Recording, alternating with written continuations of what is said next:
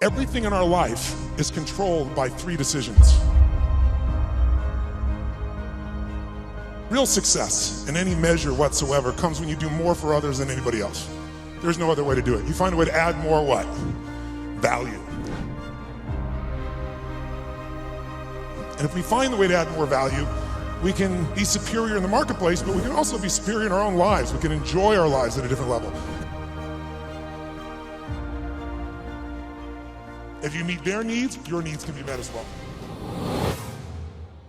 I think one of the most powerful things we could do to serve you is have you become clear of what the controlling force is that's controlling the quality of your life. And you and I both know it's not the amount of money in your pocket, it's not who you know, it's not even what you've been through.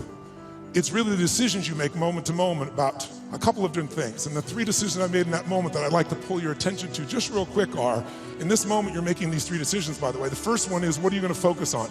And whatever you focus on, you're gonna feel. In fact, many of us in this room, who's ever focused on something, you were thinking something horrible was gonna happen, you experienced the pain of that failure or that challenge in your life, and then it never ever happened. The second decision you make is, what does it mean? As soon as you look at something, think about something, focus on it, you gotta decide, what does this mean? Is this the beginning or the end? Is this punishment or reward? Is God trying to hurt me or trying to challenge me? The meaning we associate to things controls our entire lives. It's not that your mother or father died that's giving you suffering. It's the meaning you think it shouldn't have happened.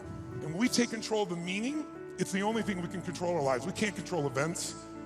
And we're living now where technology is happening so rapidly. It's magnificent what it does for our lives. But we all know with that technology, our psychology is not developing as rapidly. And as a result, the world's changing. And a lot of us that have learned to engage with technology and use it to maximize, most people in this room, but there's lots of people who use technology to disengage, to be harmful to themselves and to other people. It's not a one-way street. So I'm interested in how to maximize the psychology side, and that's why I'm sharing this with you, so you can increase both your leadership skill, but who do you have to lead first to be effective, my friends? Who? Yourself. And so good to see, what's controlling you? Well, what I'm focusing on is controlling me. So if you let someone else take control of your focus, your life will be in someone else's hands. And when you come up with a meaning, it produces an emotion. And if you and I want to look at the quality of our life, there's only a way to define it. One way really, that's real. How do you feel every day? Because the meaning creates emotion, right? You can be miserable no matter what you have, and you can be euphoric having nothing. We all know it's true. In fact, is it possible to learn to let, for example, all hell could be breaking loose around you, and you could just be sitting in a chair in this centered space, all hell breaking loose, and you could still feel great? Is that possible, yes or no? Sure. So we have to be good at not only controlling the internal world, but our external world. And that's shaped by what we do. And what people do is based on their emotions and also their role models. The road ahead, you have an incredible power called anticipation. Anticipation is the ultimate advantage.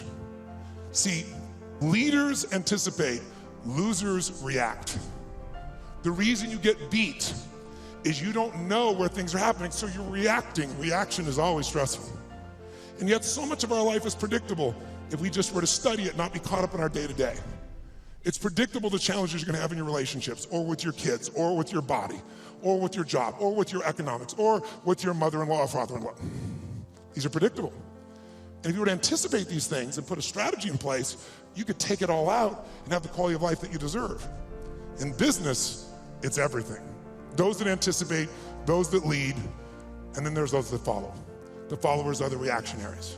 So the more we can anticipate, and you can't anticipate and lead unless you first learn how to lead yourself at a different level.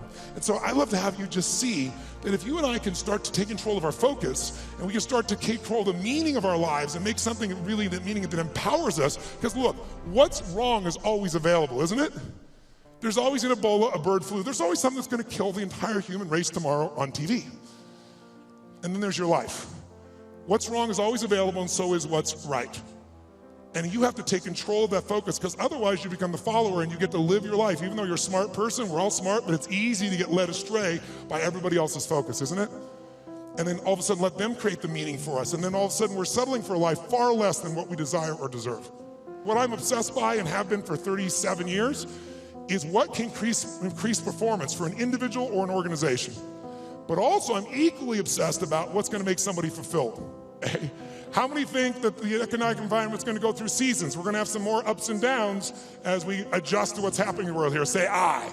Well then if we know that, our goal, you and I as leaders, should be to anticipate that. In fact, everyone in this room is a leader of something, whether you're the leader of the company or whether you're a leader of a department, or whether you're a parent or hopefully you're a leader, not a follower.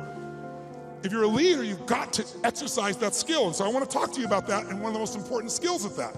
But most people don't exercise that leadership because they're dropping behind in their skill sets. And that's worse than failing. At least when you fail, your brain gets back and figure this out and do it again a new way. But when you succeed and you're miserable, you're basically technically screwed. So what I want to make sure that you and I do is we set ourselves up to be able to win. So you want an extraordinary life. If you want a magnificent life, which by my definition has nothing to do with me, it's life on your terms.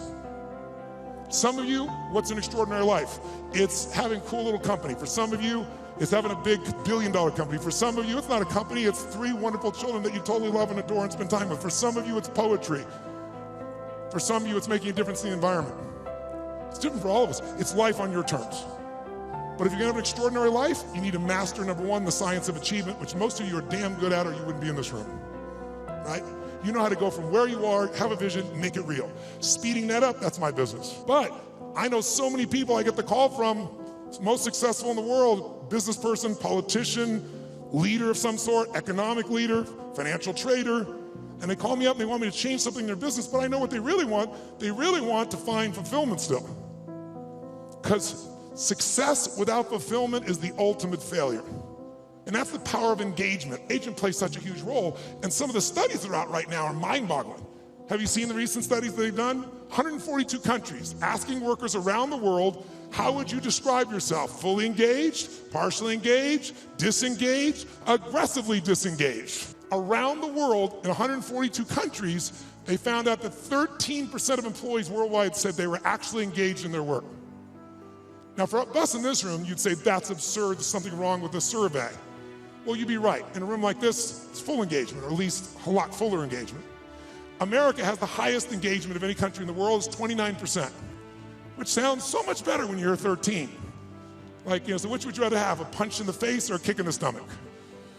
But let's flip that around and say, what does that really mean? It means 71% of people are disengaged at work in the richest, most powerful, most influential country in the world. It's mind-boggling. Now, if it was only one study, you'd say, oh, it was a partial. You can see study after study coming up with similar numbers, slightly off, but pretty much the same ratios. Now, here's what's really interesting. Of those 71%, there's a group in there, about 24% of them, that are actively disengaged. You know what that means? That means they hate what they do and they hate you. Repetition is the mother of skill. You look at anyone who's masterful, why are they masterful? Why can LeBron James do what he can do? Because he's done it a few million times, right? Kobe will go out and make 300 shots before he will leave that floor every day. 300 shots, the same freaking activity. Most people in tech world, oh, I heard that story, I know that thing, oh yeah. If you're not doing it, you don't know shit. If you're gonna master something, you need to get the repetition where you get it in your body and you bring emotion to it, and enough motion, enough repetition, it gets in your body, and now it becomes physical mastery where you don't think about it and you just do it.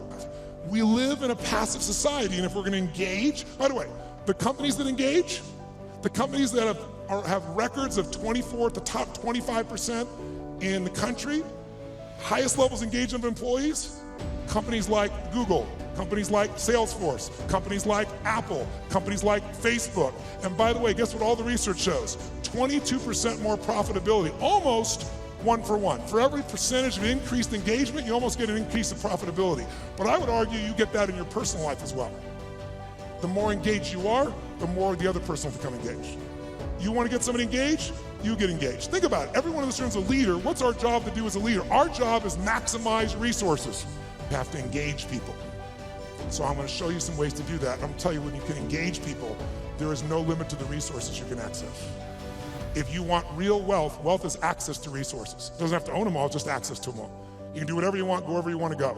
That's real wealth. And you can do it if you can engage people. And engaging people is finding a way to meet their needs, not yours. If you meet their needs, your needs can be met as well. And it can be done in a way that has integrity and love and vision and creativity, and it can truly be a synergy.